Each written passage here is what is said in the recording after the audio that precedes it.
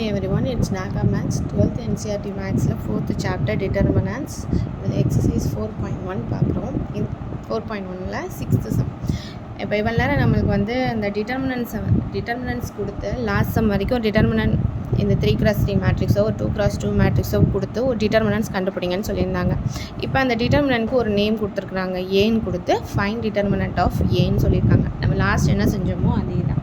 அப்போ என்ன ஆகும், ஏ வந்து டிட்டர்மினன்ட்ஸ் வந்து இதுலேருந்து நான் என்ன செய்ய போகிறேன்னா 1 into 1 minus 3 4 minus 9 minus 1 2 minus 3 5 minus 9 minus 2 2 1 5 4 equal to 1 minus 9 4 3s are 12 minus 12 அப்போ plus 12 minus 1 minus 18 minus 15 வரும் அப்போ plus 15 minus 2 4 2s are 8 minus 5.